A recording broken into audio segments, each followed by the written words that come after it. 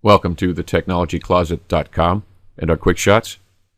In this quick shot, we're going to show you how you can make the USB ports on your computer read-only using the Group Policy Editor in Windows 8. To do that, open the desktop. From the desktop, open the Run box. Windows, key plus R. Type in the following: gpedit.msc. This is the Group Policy Editor. Click OK. In the Group Policy Editor, we're going to have to navigate to the following.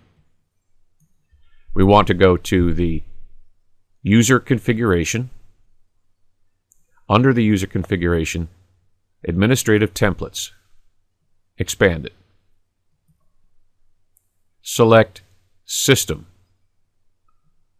Expand it. Under System, we want to select the Removable Storage Access. So we want to look for Removable Storage. Select it. On the right side of the screen, we have some items that we can select, which are policies. The policy we want to select here would be the removable disk deny write access. So we look for removable disk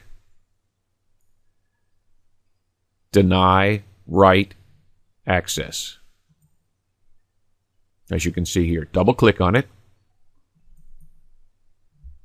This explains what this will do. You should read that before you accept it.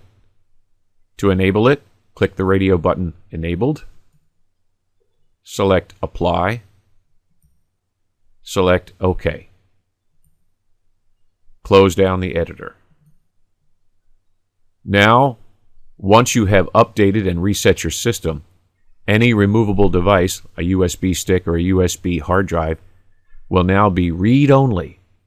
You cannot write to it. That will protect your data from moving from your computer via unauthorized access. Well, that's it for this quick shot. Please visit our website at thetechnologycloset.com, and while you're there, make the menu selection to visit our YouTube channel. Until next time.